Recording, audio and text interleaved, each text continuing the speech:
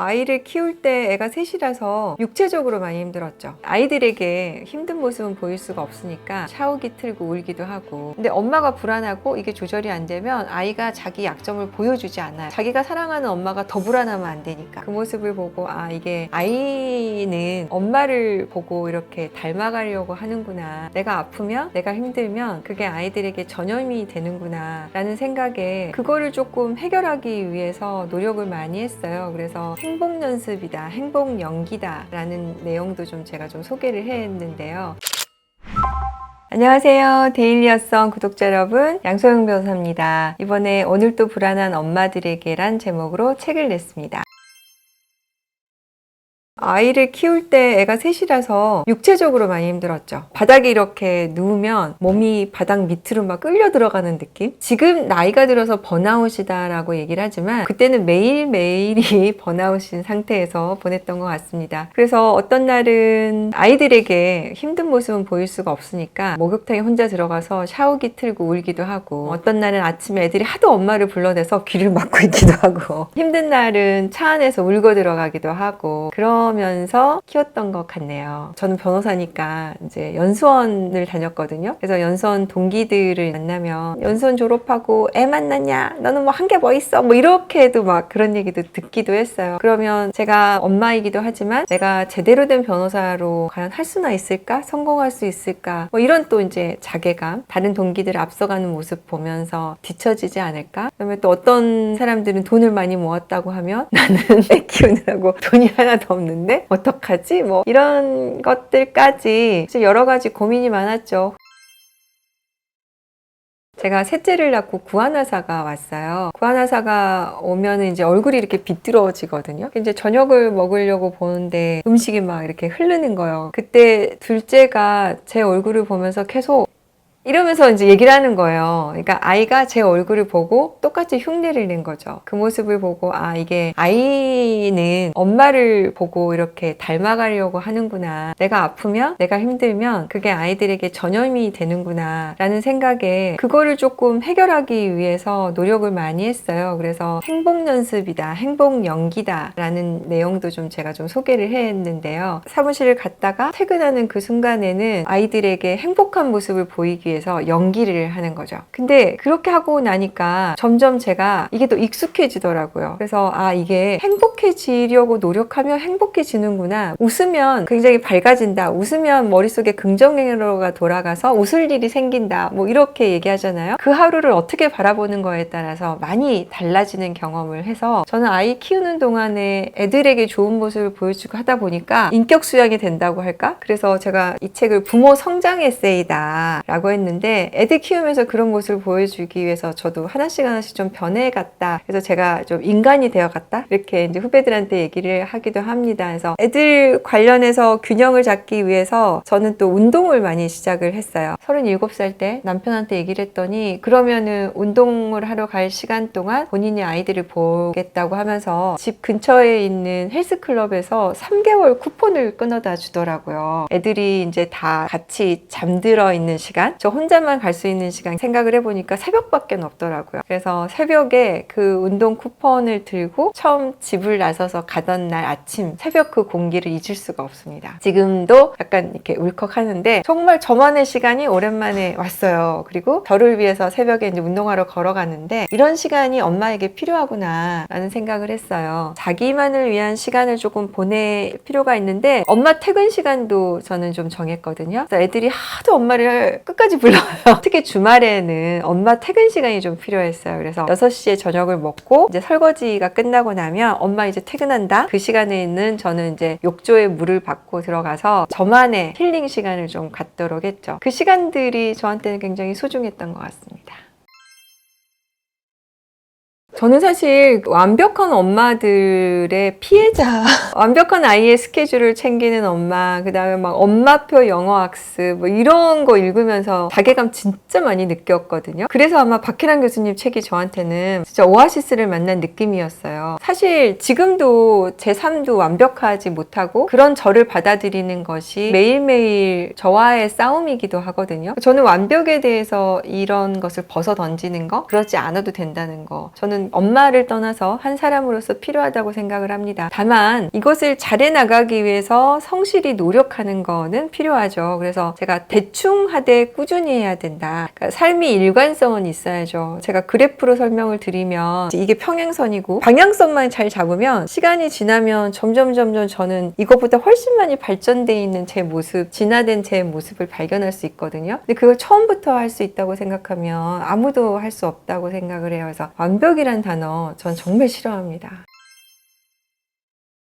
저도 일하는 엄마 밑에서 컸거든요. 그러니까 저 때는 진짜로 엄마가 일하는 경우가 거의 없었죠. 근데 엄마의 모습이 저는 늘 자랑스러웠고 저의 롤모델이었고 멋져 보였어요. 그래서 일하는 엄마의 모습을 저도 자연스럽게 당연히 일을 하게 됐는데 일단 아이들이 그것을 받아들이는 과정에서 걱정은 되더라고요. 저도 친구들이 엄마가 소풍에 따라와서 김밥 싸가지고 할 때 나는 엄마가 없어서 서글픈 마음이 있었거든요. 우리 큰애 초등학교 2학년 때였던 것 같아요. 그래서 현장 체험 학습을 가는데 엄마들이 다 나와서 이제 잘 다녀오라고 손은 흔들잖아요. 근데 그날은 제가 재판 때문에 못 가게 됐는데 저녁에 와가지고 엄마가 못 가서 서운했을 거라고 제가 위로의 얘기를 꺼냈더니 큰애가 아니 나는 엄마가 없어서 되게 자랑스러웠는데 라고 해주는 거예요. 그게 진심이었는지 아닌지 모르겠지만 큰애가 그 얘기를 해주는 순간에 너무너무 감사했고 아 나도 해낼 수 있겠다 라는 뭔가 희망이 좀 생겼던 것 같습니다. 저는 그래서 우리 애들한테 키워주시는 이모님을 큰엄마라고 부르게 했어요. 저는 작은엄마. 애들이 어렸을 때는 밥을 먹여주는 사람이 진짜 엄마잖아요. 그래서 아이들에게 큰엄마로 부르고 저는 둘째 엄마로 살면서 아이들에게 언젠가는 제가 다시 큰엄마가 첫 번째 엄마가 되는 날까지 왜 애들 옛날에 키우면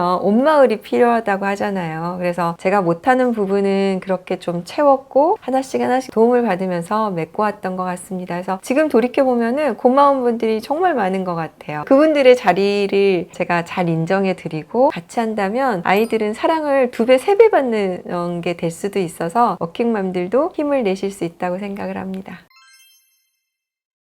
제가 얼마 전에 충격이었는데요. 막내한테 이제 물어봤어요. 엄마 제일 기억나는 모습이 뭐니? 그랬더니 침대에 누워있는 모습이라고 하더라고요. 전 정말 억울하고 제가 얼마나 많이 놀아줬는데 어쩔 수가 없습니다. 엄마 힘든 모습을 안 보일래야 안 보일 수가 없고요. 다만 그거 가지고 애들에게 짜증을 내면 안 될 것 같아요. 엄마가 지금 힘드니까 엄마가 잠깐 이게 스트레스라서 잠깐 좀 시간이 필요하다? 이런 부분은 좀 공유를 했고 애들도 그 부분을 좀 잘 받아들였던 것 같아요. 제가 이제 저희 의뢰인들에게도 말씀드리는데요. 아이들이 생각보다 똑똑합니다. 그리고 말로 설명하면 애들이 의외로 알아들어요. 저희 막내가 18개월 때인가 계속해서 우유 꼭지를 빠는데 제가 우유 꼭지를 빨면 이리저리한 문제가 있으니까 이거를 좀 자르겠다라고 했더니 고개를 끄덕이더라고요. 정말로 알아들었는지 모르는지 모르겠는데 그리고 그 이후에 꼭지를 안 빨았어요. 그래서 아이들에게 처음에 이걸 애한테 얘기하면 안 되지 않나? 이걸 좀 숨겨야 되지 않나? 라고 생각하시는 분들이 많은데 의외로 애들에게 도움을 요청하면 아이들이 더 흔쾌히 도와줍니다. 엄마 지금 청소하는데 엄마 지금 이거 해야 되는데 신발 정리 도와줄 사람, 그다음에 옷 정리하는 거 도와줄 사람, 엄마 요리하는데 당근 썰기 도와줄 사람 이러면 애들이 굉장히 더 즐겁게 와서 도와줘요. 그래서 그런 일들을 나눠서 하면은 기쁨이 더 커지고 이런 부분이 있어서 부모님들이 도움에 대해서 요청하는 거, 힘든 거 요청하는 거에 대해서는 훨씬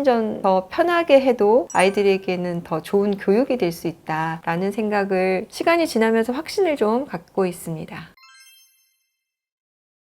저는 운동을 많이 했어요. 처음 남편이 끊어졌던 그 헬스 그때를 시작으로 해서 끊임없이 운동은 계속 했던 것 같아요. 뭐 스쿼시를 배워보기도 하고 수영을 배워보기도 하고 그다음에 요가를 해보기도 하고 몸을 이렇게 움직이면서 오는 힐링, 정서적인 불안을 해소하는 거, 우울감을 해소하는 것에 효과는 많이 받고 그런데 아이들에게 운동하라고 잔소리를 하는 것은 효과가 없더라고요. 그런데 제가 운동을 하니까 애들도 따라서 운동을 해요. 제가 책을 읽으면 애들도 따라서 책을 읽고 엄마가 본인을 위해서 하는 운동이기도 하지만 그게 아이에게도 좋다. 그래서 저는 저희 막내 고3 때 운동화를 사주면서 엄마가 달리게 해보니까 정말 좋더라. 이 운동화를 가지고 네가 가고 싶은 학교에 캠퍼스를 달린다고 생각을 해봐. 그랬더니 그 운동화를 신고 실제로 고3 때 그 바쁜 와중에도 달리기를 했다고 인증샷을 보내줬어요. 지금도 이제 학교에서 운동하는 모습 보여주는데 그게 저는 저한테 저한테 제일 큰 효도거든요. 그래서 운동하는 걸로 저도 풀었고 아이들에게도 그래서 운동을 많이 권유하고 있습니다.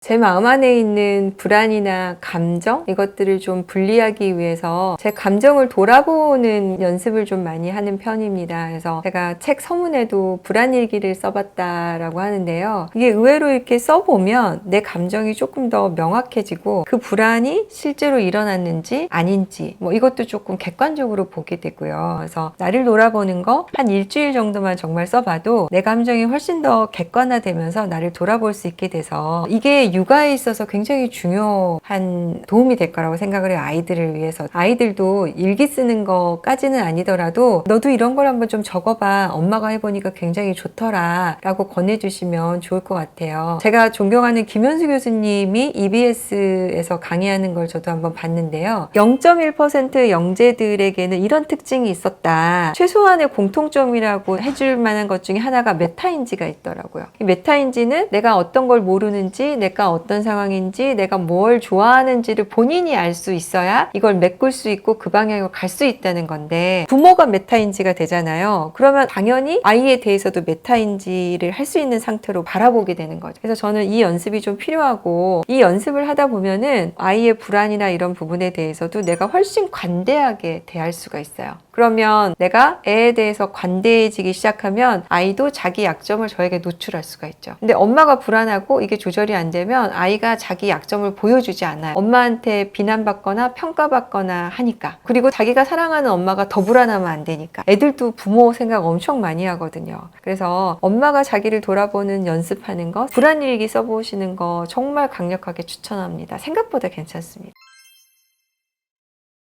일하는 엄마가 갈등인 것 중에 하나가 아이냐 가정이냐 일이냐를 좀 선택해야 될 순간이 옵니다. 그런 순간에 내가 어떤 선택을 해야 되느냐인데, 저는 아이를 선택했으면 좋겠다. 미성년 자녀일 때는 그래도 우선순위는 조금 있었으면 좋겠다라는 생각을 해요. 물론 이제 사회에서 요새는 육아휴직 서포트를 하는 제도도 만들고 도움을 주긴 하지만 여전히 아직 완벽하진 않거든요. 근데 제가 이제 50이 되고 50대 중반이 되어 보니까 제 시간은 그래도 조금 더 회복할 수가 있어요. 그런데 아이하고의 어렸을 적 추억을 쌓거나 이런 시간은 다시 회복하기가 어려운 경우가 훨씬 많더라고요. 그래서 이런 순간에 우선순위를 조금 아이에게 두고 좀 더 아이를 바라보는 시간에 대해서 소중하게 좀 생각을 하면 나중에 그 부분이 내 인생에도 충분히 자양분이 돼서 도움이 될 수 있다. 제가 자주 드리는 말씀 중에 하나가 부모가 되어보는 경험, 아이를 위해서 내 인생을 양보해 보는 경험을 하는 것이 내 삶에 있어서 굉장히 소중한 자양분이 된다. 그러면 내가 다른 사회생활을 하는 데 있어서도 훨씬 더 많은 상대를 배려할 수 있고 상대에 공감할 수 있어서 더 역량을 발휘할 수 있다.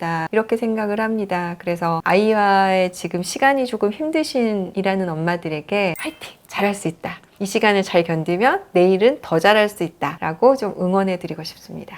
오늘 또 불안한 엄마들에게 부탁드리고 싶은 것은 괜찮아요 라는 말을 본인한테 해주세요. 그리고 아이한테도 해주시고요. 생각보다 불안한 일들이 일어나지 않아요. 우리가 회복 탄력성이라는 얘기 많이 들어보셨을 거예요. 저는 행복의 조건이란 책을 읽으면서 우리 아이가 정말 행복한 사람이 되길 바랬거든요. 그래서 어떤 사람이 행복한지 궁금했습니다. 근데 그 행복한 조건 70여 년 연구 끝에 고난에 대한 방어 기제가 있는 사람, 이런 사람이 행복하다. 근데 이게 이제 회복 탄력성이거든요. 근데 어떤 사람이 회복 탄력성을 가지고 있느냐, 그 사람들이 공통점을 봤더니 어렸을 적에 부모의 사랑을 많이 받고 있었던 사람, 단 한 사람이라도 자신을 지지할 수 있었던 사람이 회복 탄력성을 갖추고 있었더라. 결론은 내 아이를 잘 키우기 위해서 제일 필요한 것은 부모의 사랑이거든요. 내가 낳은 아이인데 이 아이가 세상에서 바라볼 것은, 아이를 지켜주고 믿어줄 것은 저는 부모밖에 없다는 생각이거든요. 부모가 불안한 이유에 끝은 아이에 대한 믿음이 부족해서 라는 결론을 발견할 수가 있어요. 그래서 부모마저 아이를 믿어주지 않으면 그 아이가 어디서 지지를 받을 수 있고 세상을 살아갈 수 있는 힘을 얻을까 라는 질문에 도달하게 됩니다. 그래서 오늘 좀 부탁드리고 싶은 것은, 오늘 또 불안한 엄마들에게 불안해하지 마시고 아이를 믿어주세요. 그러면 반드시 아이의 시간은 찾아오고 아이는 잘 자라게 될 것입니다.